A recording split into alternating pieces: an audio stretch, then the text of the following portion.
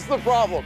I've got a great big tree stump. It's probably a good solid 4 feet across. It's an old cedar tree. It's got more age rings than Joan Rivers. Now, I've got to get this down to the ground. Now, the way I got to start this project is I've got to grab a great big 36-inch chainsaw. Now, this is power, but of course I'm not going to do that dressed like this. I've got to get really good safety gear on, and that's the next step. So I'll be back in a second. So I've decked myself out in really good safety gear. I got the steel gloves on, I've got the chaps. Of course, I got a hard hat, even got earmuffs, and a face protector, of course. Now all I gotta do is fire this thing up, take the chain guard off. This is a big saw. I mean, that is 36 inches. Man alive, that's big.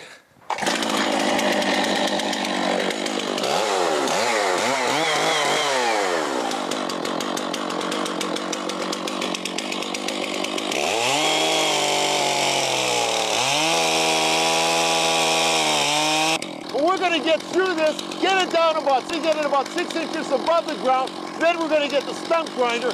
That's when the fun starts.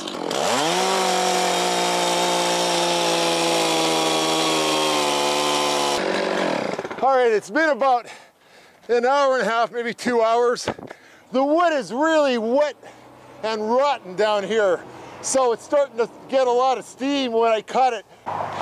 Now look at that wet, rotten wood. That's what makes this job especially tough.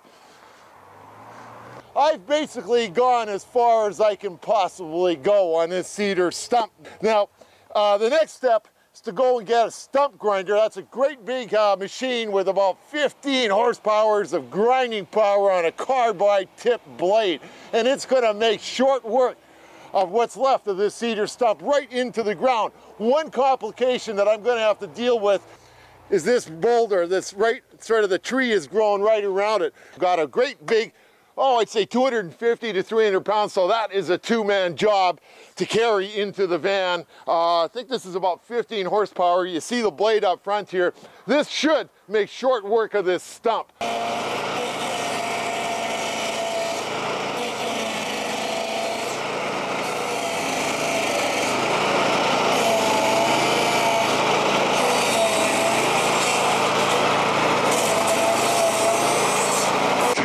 Job. You wouldn't want to try to do this alone because it's a lot of work.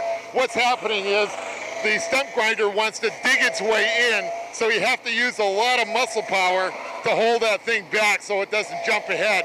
But it's slow and steady. You can see we're taking chunks out at a time. What we have left is a whole lot of cedar sawdust, which, by the way, looks really good in the garden. That's going to be done next over here. I figured it'd be a lot more time if it was oak or maple or any of the fruit trees with lots of sugar in them. You know, after a few hundred of these things, I think I could probably apply to a dental school. Here we have it, a hole in the ground where the stump used to be. Now I'm going to clear out all these cedar shavings, and make no mistake, this is hard work. You got to hold a 200 to 300 pound machine steady in place. And I've got the complication of a fence here. You can see I hit it a few times. No way to avoid that. When you've got a 200 pound machine that wants to go one way and it's got teeth with 15 horsepower, it's going that way. One of the things you can decide is, are you going to use a chainsaw or are you going to use a stump grinder? You know what? It all comes down to horsepower, baby. At the end of the day, this stump grinder is working with 15 horsepower. Your chainsaw, you're good if you got 2 horsepower. Obviously, a whole lot more work's getting done on the stump grinder. One of the unavoidable consequences of dealing with these old trees is you never know what's underneath. And as you can see, we've hit a stone. Not a big deal on a carbide tool. Let's take a look at the business end of a stump grinder. Oh, there's some good solid tungsten carbide. And even if that hits a stone here and there, it's not going to do a whole lot of damage to the tip. You don't want to be grinding into stone, of course. As you can imagine, we've got a whole lot of sawdust. Well, one of the projects is removing all that sawdust to get a good idea of where the stump starts and where the sawdust starts. What I'm going to do is put some of that sawdust to fill up the hole, put some soil over top of that, and let Mother Nature take the rest. And next year, this time, I should be picking carrots. All right, look, got contractor pants. Get up there. Yeah.